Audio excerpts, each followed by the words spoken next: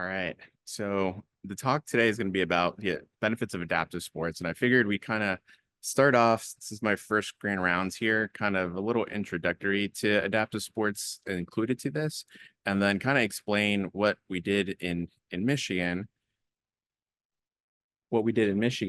and how that's going to kind of affect what I see as like a vision for how I would want to see adaptive sports kind of blossom here as well. So first, let's talk about a little bit about exercise and disability.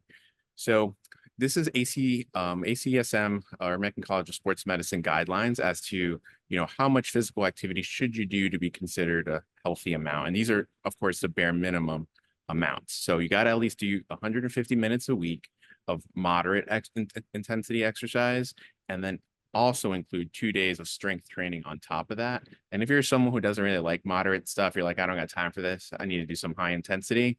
Well, we'll cut it down to 75 minutes. But this is what all of us should aspire to do. The issue is nationally, 26% of men and 19% of women actually fulfill this. And this is both, everyone, able-bodied, people with disabilities, anything. We're all severely not meeting these goals at all.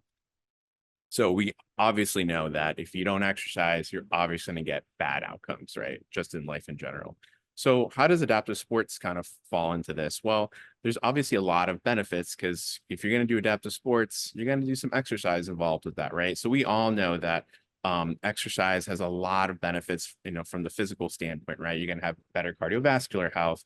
You're going to have better bone strength. You're going to have better balance and coordination, decreases the risk of certain cancers, etc. But then there's also the other things that kind of sport in general is then able to actually help improve as well, right? So we have the mental aspect where you're going to have increased self-esteem, confidence. Your usually anxiety is going to start to go down a bit, and your risk of depression also goes down here. And then playing as a team, right? Working as a team, all of these things help you develop leadership skills that, when you think about kids in high school, for example, you always go, oh, you should play a sport because then you'll be a part of a team. You'll develop all these skills, right?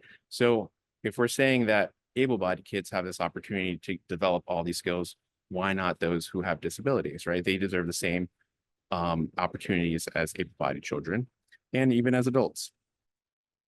So specifically, when we start talking about individuals with disability, these are all CDC data that they've collected through surveys, and they're 3 times more as likely to have heart disease, stroke, diabetes, and cancer compared to the able-bodied population.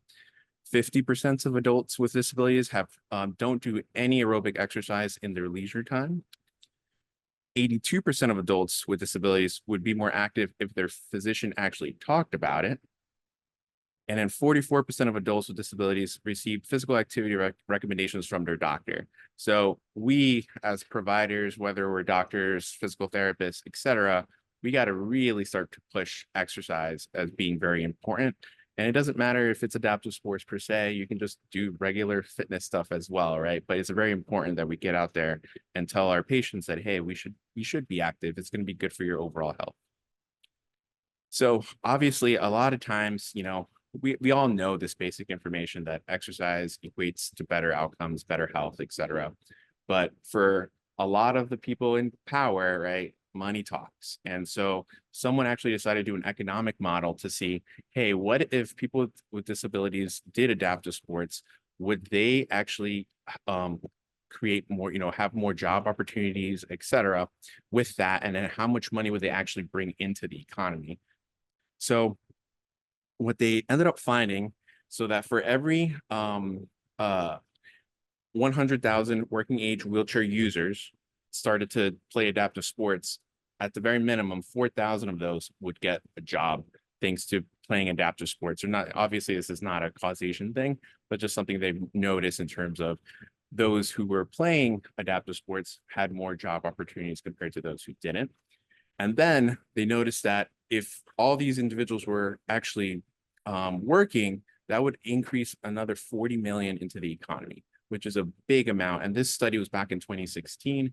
So obviously with inflation, the amount of money is actually going to, obviously go up with that.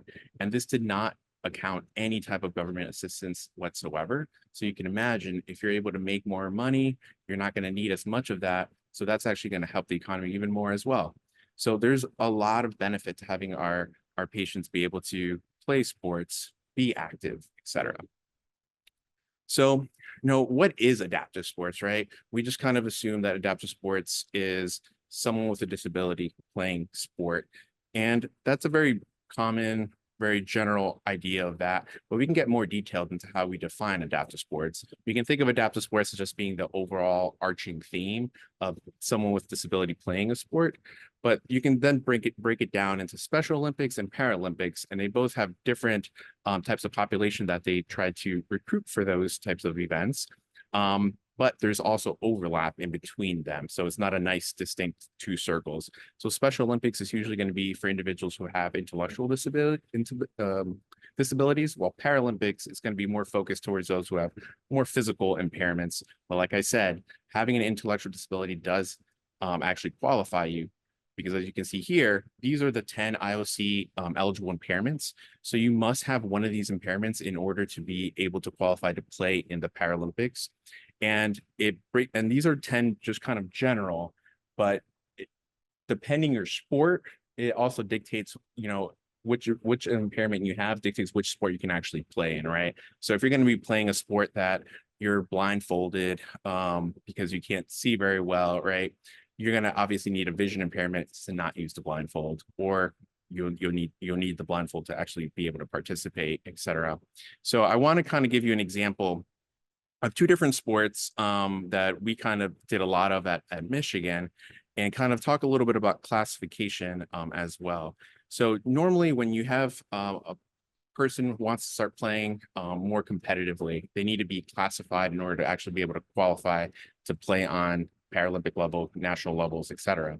So part of that process is having a doctor fill out a form of literally every single medical ailment you can think of, because this is a sport, right? People are competitive. They want you to paint a really bad picture so they can hopefully get classified a little bit lower. So that gives them a little bit of an advantage, right, when they're actually playing their sport. So it's really important that you do mention every single surgery that they have, right? Their ASIA level, if it's a spinal cord injury, what medications they're on, and kind of really explaining what their function actually is. Because if you leave it very broad, then that makes the classifiers, gives them more leeway in terms of deciding if they want to be very strict or if they want to not be very strict.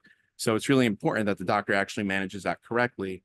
And we actually did have an issue with that at wheelchair rugby this past tournament, where some of the players got classified even higher than they were before, and then they weren't able to participate because that kind of messed up the whole strategy of the team in terms of how to best maximize the points on the field.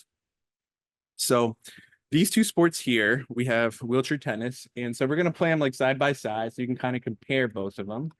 And on the left, we have, this is the US Open, right? So this is the elite players here playing a very competitive doubles point. And obviously this is the top of the wheelchair tennis world. And let's see if this one starts to play here on the right side, which is actually the gold medal match for the wheelchair basketball at the last Olympics. And so what I want you to notice here, at least in the tennis one, while this one loads, is that the tennis players are never fully stopping. They're always trying to move around. They're not wanting to stop their momentum, because the minute they stop their momentum, it's going to be obviously a lot harder to push off and try to get to that ball fast again. So you always want to be moving. So you'll see that they're always doing kind of a figure eight of some sort to kind of keep that. Here in basketball, kind of speed it up here a bit. There's obviously a lot less space on the court here. So there's a lot of stopping and stopping.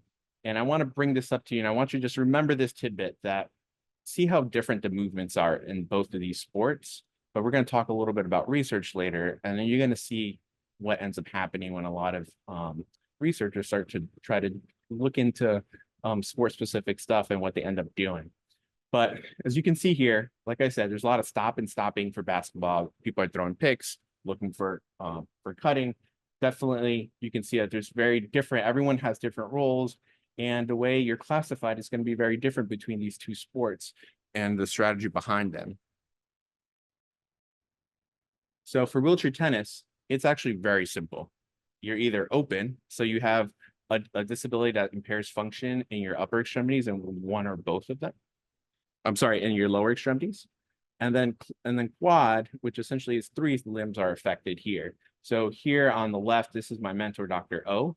And one thing I wanted to point out is that you can see here, he has to tape his hand to get that grip onto that racket. So quad tennis is more strategic. It's a chess match with that, because you obviously can't change your grip if you're actually taped in.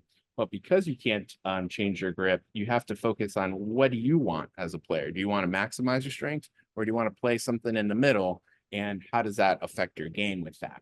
Similarly, if he goes, I want my forehands the best, I really want to maximize that. Obviously, that backhand has a weakness, but when he unloads on that forehand, right, because of the lack of core strength from the spinal cord injury, he's not going to be able to react quickly enough to get to the ball if the opposing player hits a return shot with that forehand. And of course, if you're hitting it hard, they're going to end up hitting it harder using your own momentum against you.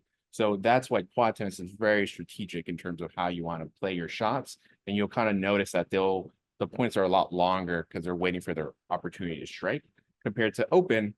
Most of the players in this classification, the elite players are usually some type of amputee, and so they still have all their core. They're able to react very quickly, even for things that kind of just happen on the fly.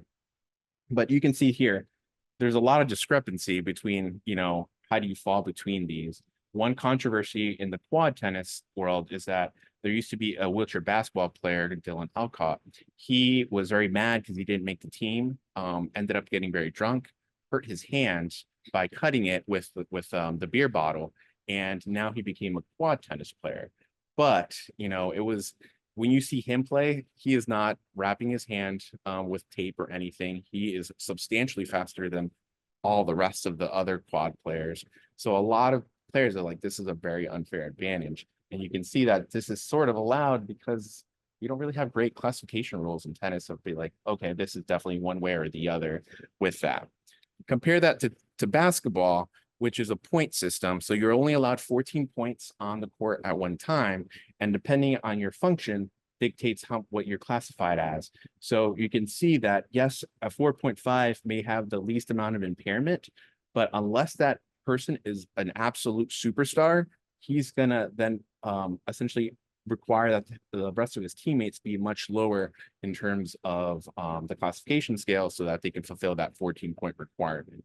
So you can see that strategy then plays a big role in terms of, I'd rather be a 3 than a 3.5, even though there's not much of a huge difference between that. Because of course, if you're a 3 at 3.5 who plays like a 4, obviously you want that on your team because then you're going to really maximize all the potential from there. So it's really nice. Like Paralympics is obviously the upper echelon of sport. So everyone loves that. But, not everyone can get to that level. So how do we kind of help foster that in the lower levels, who then can develop players to become these Paralympians in the future? The issue with adaptive sports is that there's a lot of barriers that keep people from being able to just simply participate, whether they want to get to the Paralympics or not. So, money always talks. Money is always the main thing with everything, of course. And adaptive sports is very, very expensive. So a top of the line chair for wheelchair tennis, if you wanted to get all the bells and whistles to maximize your playing, decrease the weight, etc., it's close to $10,000. Like my car isn't worth $10,000, right? And this is a wheelchair that you can only use very specifically only for your sport. You can't use it every day. You won't really fit through these doors, etc. So if your chair is like a $10,000 top of the line thing, right? Who just simply has that in their back pocket to be like, yeah, I'll buy one. And what if you're young and you grow? That's another 10,000. You can't be like, oh, I want to return this and get a refund. It's like, no, once it's made, it's yours and it's done. There's no refunds here. So funding is very, very, very expensive just to be able to participate, get the equipment, the right stuff to be able to play your sports. And then let's not even talk about, you can't use a tennis chair for basketball. You can at a recreational level, but at the elite level, they're not interchangeable, right? So if you're an elite athlete, 10K here, another 8K here, that's at that point, you can probably buy a house, right? So money is always an issue. Then the sports, right? Different locations are going to be more conducive to different sports, right? So you wouldn't come here to Birmingham to do adaptive sailing, right? There's no water that's super close. You'd have to go all the way to the Gulf Shore, go to Myrtle Beach, other locations like that. But the issue is that it's not just simply that's a problem. It's that there's a lot of areas that if you don't live near a big city or a hub, then there's nothing near you. So for example, in Michigan, if you were up north, you pretty much could do very few activities unless it was like skiing, right? Because it was so cold up there. That was pretty much all you can do. If you want to play basketball, you had to drive all the way from like pretty much like Marquette or the Upper Peninsula, which is about a 5-hour drive to get to like Detroit or to get to Grand Rapids or to Ann Arbor to like play basketball, right? So you can see that if your sport's not there, then you can never play those sports. And if it's not nearby, then we have other issues which bring up transportation, right? So now we have to get all our equipment, make sure our car is big enough that it can fit our wheelchair, then get to the different sporting events to actually play the sport. So transportation also ends up being a big issue. And if you have a very high spinal cord injury and you can't drive yourself, now we have to rely on other transportation systems or family members to be able to bring you to all these different locations to be able to play your sport and get some exercise in. Then the next issue is like coaching, right? I have some ability to know about tennis because I was able to learn from some of my own players who were able to teach me like, hey, this is how I do my backhand. I've played around with it. And so they gave me the expertise, then I can then give the expertise to someone else with that. But getting coaching is not very easy.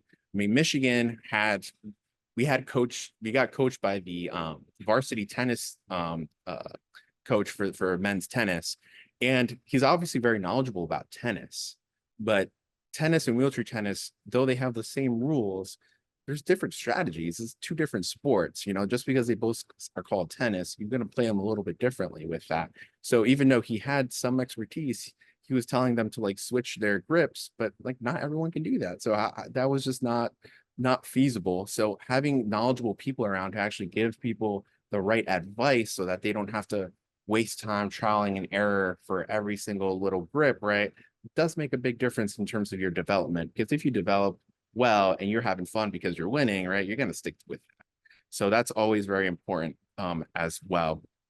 There are organizations such as GLASA, which is the Great Lakes Adaptive Sports Association, who does do a lot of online coaching, but it's going to be for sports that are a little more conducive to that. So like, if you're doing some track and, field events, you can record yourself and your coach can just simply be like, hey, when you're doing your shot put, you're kind of doing this with your elbow, etc. So it's a little bit more conducive, but they're at least trying to kind of break down some of those barriers by doing some online coaching. And then the last thing is we just need people to play adaptive sports, right? Tennis is really easy. You really just need one person to play with. And the nice thing about wheelchair tennis is that the rules are the same. You just get 2 bounces on tennis for the wheelchair athlete.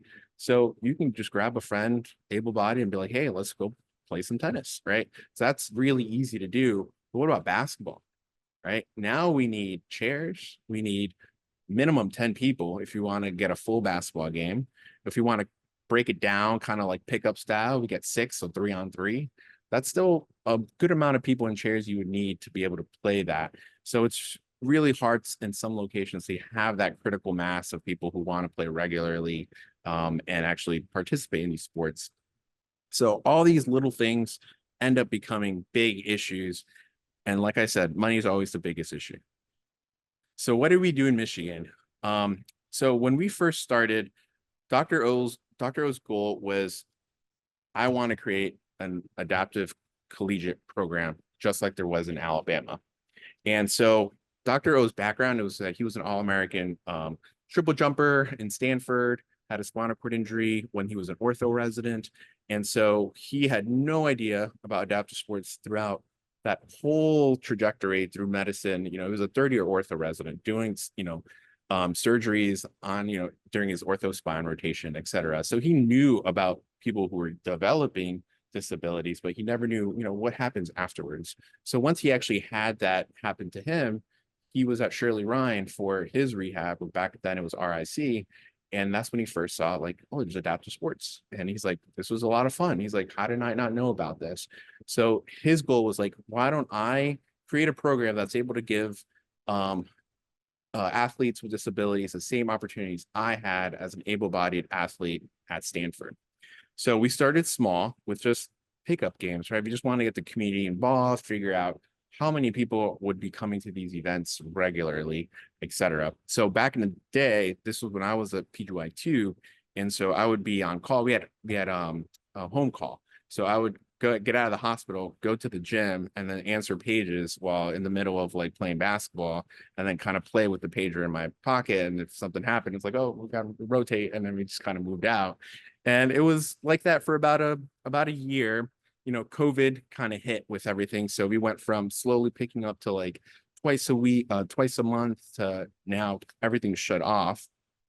But eventually we pivoted there because initially we were like, you know, wheelchair basketball, everyone kind of knows basketball. So we thought initially that would be the sport we would try to transition to athletics first. But ultimately, we're like, wait, we need a lot of people, and we don't have a lot of people who want to play basketball. And the students that did have disabilities that were interested were like, yeah, basketball's cool, but it's not my thing. So one of the players was like, yeah, I kind of like tennis. It was very interesting. So I'd do something like that. So we looked up into the rules, like, what do you need to create a team? And you only need technically one student. So it was super easy to start up a tennis team because the other person could be from the community, because they really wanted to grow the community in general. So they were like, hey, I understand it's hard to get like individuals who first want to be competitive and want to play sports at this level. So just get one, and then we'll supplement the other by you can grab anyone else from the community who wants to play, for at least for at the first few years. And then of course you got to develop that program. So we did that. And during the pandemic, we used that time to essentially get our two players who never really picked up a racket to then develop into superstars, essentially. So they would go to random camps to Utah, and then it would be like cool introductory level tennis that they would get. But then on their free time, they would get introduced to other sports. So they in Utah, of course, they went up the slopes and went skiing. They also did some basketball there, etc. And it was through this word of mouth that we actually started to grow the team, because we found out that one of the little kids' coach was a big wheelchair basketball phenom who was just a freak athlete. And he was like, he's looking for a master's program. So they contacted him and were like, hey, you should think about Michigan. Thankfully, he was very bright. So he ended up getting accepted and got a master's in epidemiology. And he picked up tennis as well. So when he came in, now we had 3 people playing tennis. I would coach them after every night from like 7 to 9. And eventually we actually became pretty formidable. And by the time the pandemic stopped and we were able to actually go to our first tournament, which was nationals, we actually got runner-up. So Alabama beat us. Alabama cheated a little bit, I think, because they have literally someone who's ranked internationally on their team. And it's just kind of like, this guy's just above and beyond everyone else. It was not a competition. So he never lost, essentially.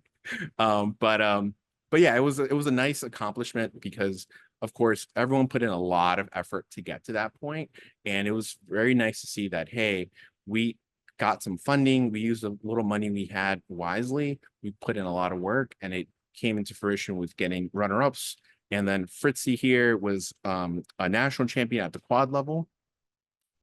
But, you know, tennis is great, but there's obviously other sports that we need to account for, right? So the next sport was track and field. Dr. O knows track and field. So he was like, I could do this. And so he ended up, you know, had friends and things like that who are now higher up in positions throughout the country, and found out that a competitive runner was getting his master's in kinesiology. And so talked to him, and then he became their like interim coach. And so the funny thing is that he ended up going to give a talk at a CP conference. And then one of the parents of a future athlete came up to him and was like, hey, my daughter really wants to go to Michigan. She's bright. She wants to continue doing field events. Can she do this at Michigan? So Dr. O was like, sure, yeah, we can make it happen, even though it wasn't like a thing yet. And so by the time she got here, you know, we had gotten the the foundation ready for her so that we were actually able to rent out the track and field area at Michigan. So when they was not in use at nighttime, the university made some money from that aspect. And we had a whole indoor track and field that you can do whatever you want, right? They had a whole track there. They had multiple spaces for throwing things, etc. And the interesting thing, and I think the most important aspect of the story, is that it wasn't just that we started that track and field. It was that that athlete was actually randomly in the dorm room, went to the bathroom, and saw a girl that was walking. Was like, I think she has CP. She kind of walks a little like me. So she introduces herself and was like, hey, I really like track and field. We're having these events here. Would you be interested? It's great. There's a cool community here. So Maddie, who you see here, was just like, sure, I'll give it a try. She was someone who did not do any sports as a teenager because once they started getting through puberty, she was obviously not as fast as everyone else. So she was like, I didn't really want to embarrass myself. She was had a lot of self-esteem issues because of that, and didn't even want to try sports.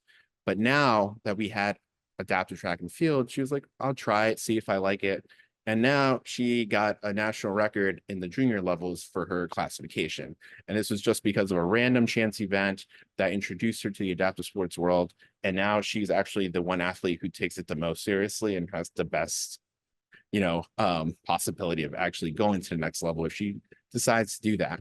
But either way, she gets a small scholarship fund as well. And she's going to be a biomedical engineer at the end of her college experience and can decide if she wants to try for that Paralympic level or not. Then we got wheelchair basketball. Wheelchair basketball at this point had continued to grow, so we still had to pick up during this time. And this is Spencer, who is the phenom that I was telling you about, who picked up a racket, never playing tennis, and was like pretty darn good, like good enough to like definitely win a starting spot and just like on like literally from just the get-go. And he was very instrumental in getting the wheelchair basketball team set up because he had the most knowledge. He played at University of Illinois on their basketball team when he was an undergrad there. And actually he is now regularly part of the Team USA team, essentially, for hopefully he makes the Paris Olympics. But he recently went to the World Championships, and so he got a gold medal from that in Brazil as well. So a lot of these things kind of started off small, word of mouth, but you can see how if someone didn't mention someone by chance, a lot of this whole story might have been completely different from how it ended up turning out. And I feel like it doesn't need to be that way, right? We should have these more robust systems that we're not letting people fall through the cracks just because they didn't know about something or they didn't have the funding for something. And a lot of these funding, right? Like we already talked about how expensive it is, but there's a lot of different organizations that give grant money for these athletes so that they can either travel, because all the tournaments obviously are around the whole United States, or for equipment and whatnot. But a lot of people just don't know about it, right? And so we need to do better about letting people know that there's a lot of different organizations that can help minimize the cost for this. So this was the whole collegiate athletics experience. But like I told you before, it's not just about adaptive sports, right? It's also about fitness. Not everyone wants to play a sport. That's not everyone's thing. But this is how it started. And the Para-Equestrian was actually a partnership with Therapeutic Riding that's in Ann Arbor. So a lot of people could go there if they wanted to just try it out and things like that. But that program was also very good because it also led to other athletes actually going to the Paralympics as well. And we didn't even know about it. And it was just literally like a mile down the road from us. So we wanted to make it more inclusive, very similar to how UAB, we have the sports and exercise medicine, not just sports medicine. And so the first thing was, hey, let's get students involved. We have a huge university, everything can't be done by me, Dr. O, and then the one other medical student that was really interested in it. There's just a lot of things to be running by ourselves. So the Adaptive Sports Interest Group was a bunch of undergrads and graduate students who helped spread awareness around campus, but also created different, or they essentially started to man all the pickup events throughout the university. So here we had the examples of wheelchair basketball and wheelchair tennis. And they would have this every week and they would just kind of switch off. Everyone's a little busy, but because you had a big group of students doing this, it was a lot more feasible to get a lot of this work done. So now we had a time where people in the community who just wanted to play at the rec level could just come play and make some friends, talk, hang out, and that would be their exercise, right? And this is prelim data from one of the studies that I need to finish writing, essentially. But essentially, what I was trying to investigate was what were the thoughts of competitive adaptive athletes in terms of able-bodied individuals playing adaptive sports, right? Because it shouldn't be that I tell people with disabilities how they should do adaptive sports, right? That's not how it should be. If anything, it should be the other way. So I want to be respectful for that. So how do we figure out what's the right way to do this, essentially? So that was kind of the idea behind my study. So it's a qualitative mixed method study where we had interviews with a bunch of athletes and asked them, what are your thoughts on different barriers of adaptive sports, able-bodied individuals playing, etc. And as you can see here, these are all the more favorable positive aspects of able-bodied individuals playing, and here on the right are the ones that are more negative. The big one here with the 66% is essentially that there's an unfair advantage. That was the main concern in terms of having able-bodied individuals playing. A lot of athletes had different thoughts on what we should do about that. So for example, a lot of players were saying that maybe what we should do is just say that they can't compete at the Paralympics, but for smaller tournaments and things like that, it's not really that big of a deal, and they can just participate as part of the team just like that.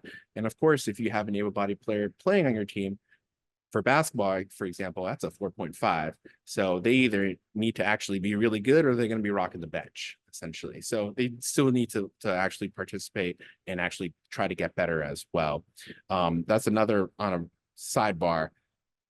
All the wheelchair sports, as a lot of the residents have tried playing, it's not easy. You have to put in the effort just like you would for anything you want to do in life to be able to actually get to be successful at it. So that was like their main concern there. Going back to the positive stuff. So they were just happy that there was more people to play. So that means that there was more opportunities to play, because if you have more people playing, that means more nights you can have activities. That means that you can play with some people that sometimes are a little bit better, right? So you play with a whole bunch of different levels, because even if the able-bodied person is better and they can't play in the tournament, if I have to play against them, I'm going to get better playing against them. And that helps me in my own ideas of where I want to end up playing, whether at Paralympics or at college, etc. So overall, it seems that most people were very interested in having able-bodied individuals participate with them. It was just trying to be respectful of the unfair advantage and how that could kind of affect how you end up participating with that.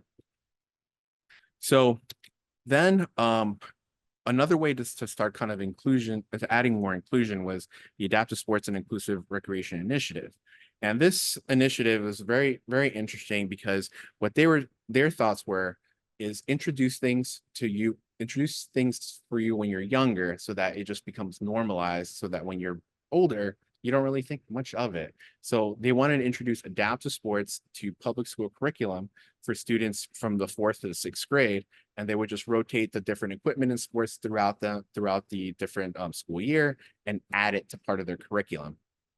So the nice thing about this, and I think the most meaningful thing, was that a lot of the little kids ended up coming out at the end of all this saying, I want to play wheelchair basketball because my buddy here can play that, but we can't play basketball together. And this is just as fun. I have a great time. And they just treat it as a sport, right? So that's what was the most meaningful thing we get out of that. But if it becomes part of the curriculum, it's going to improve the quality of life for the kids with disabilities as they're growing up and saying, hey, I'm being included in all the sports, not just on occasion when we happen to do something that I'm able to do with that. And then finally, we talked about the fitness aspect. So in Michigan, we're not blessed like here where we have Lakeshore. You got everything at Lakeshore. At Michigan, you can kind of get a lot of stuff, but you had to be a student or faculty or something like that. You couldn't just be a person from the community. So at Michigan, they have an organization that has a whole bunch of opportunities for individuals with disabilities. And part of it is that they have a big empty space. So they partnered with the Adaptive Sports Group to then start to put equipment in that area so that anyone in the community can just walk in, use the equipment, charge free at any time, right? It was like kind of like the 24-hour fitness where you just walk in, you do your exercise. You want to do it at 3 a.m., you do it at 3 a.m., that's fine. So they started this out, and right now these pictures that I have is when it first started. So these are kind of the first equipment that we ended up getting.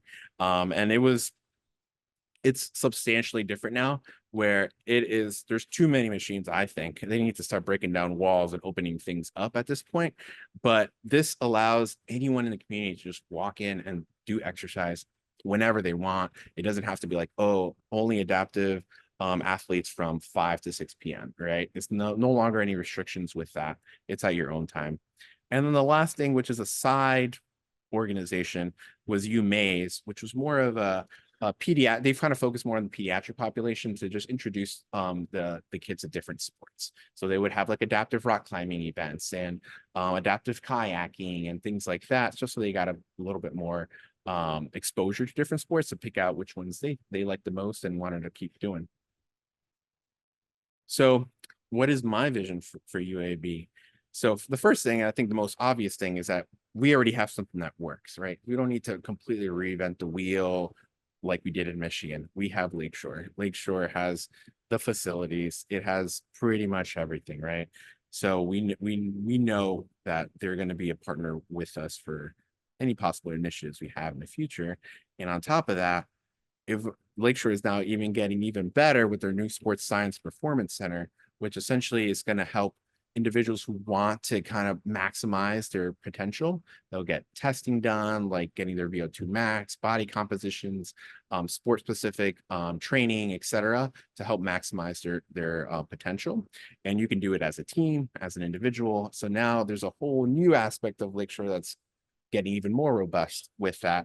And of course, this is definitely going to lead to even more research. So there's already a lot of research that's being done at Lakeshore, but now we're opening up another sports performance center that's going to add so much more possibilities as well.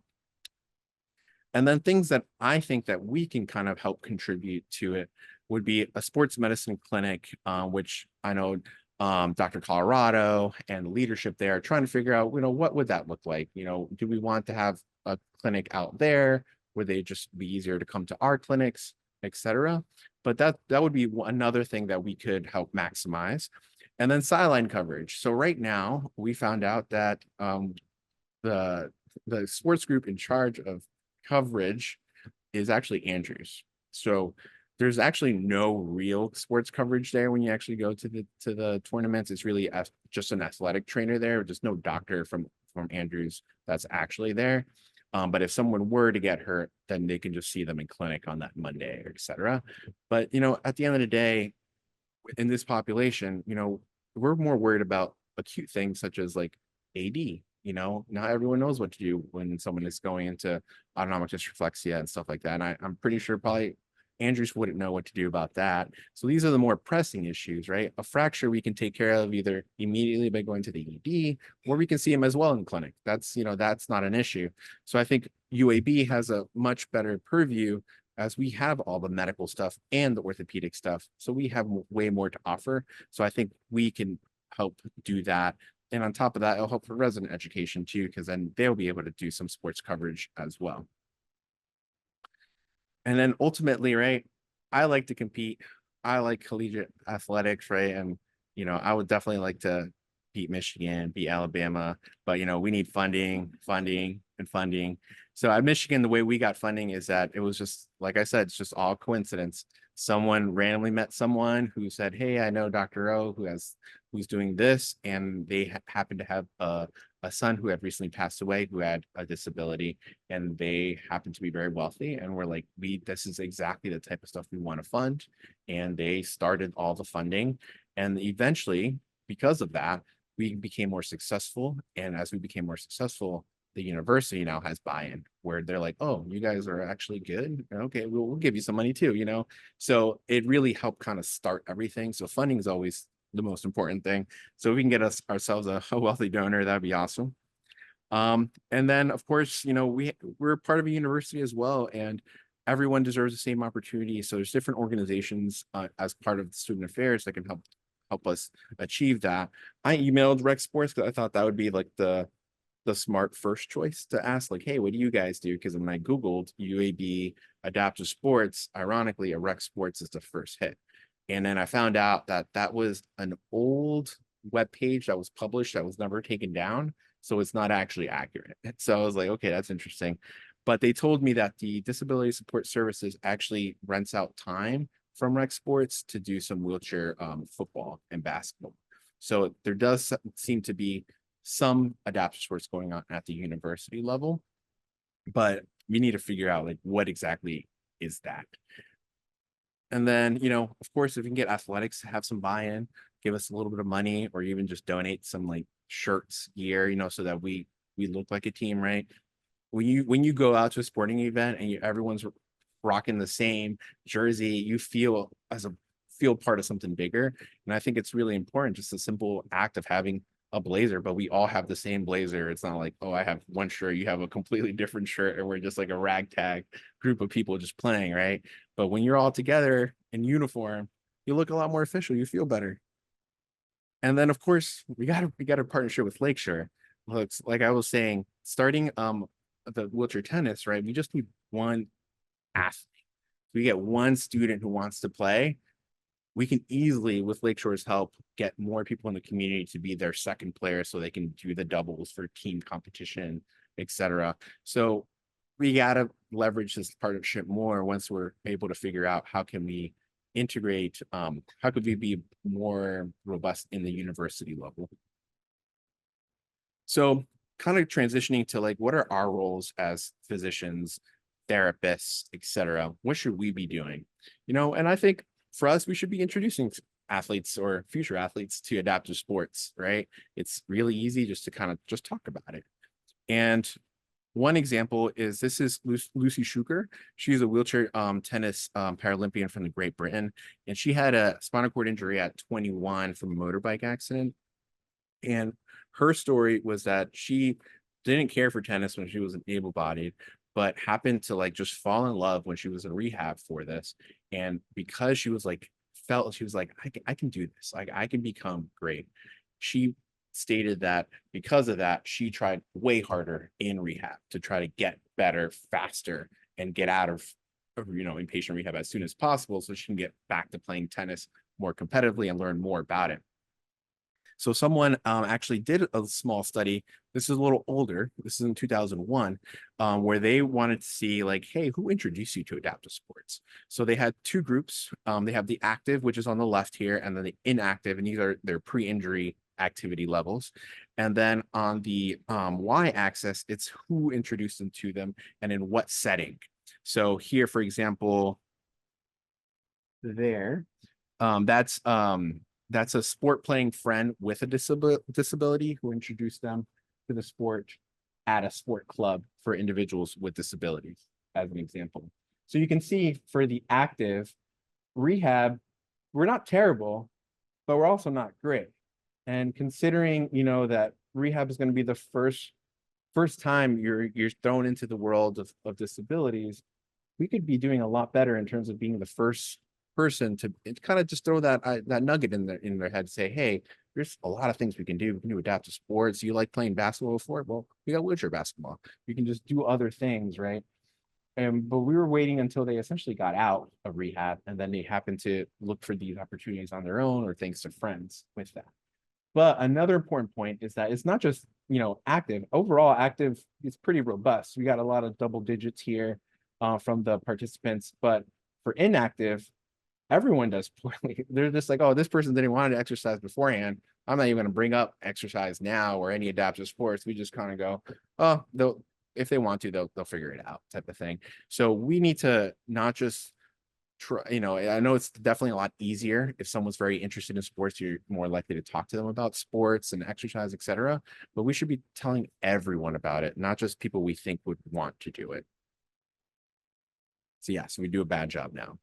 And then kind of one of the last points I want to make is is research in terms of adaptive sports. So back in 2021, I did a grand rounds as a resident about wheelchair tennis and like different equipment and things like that.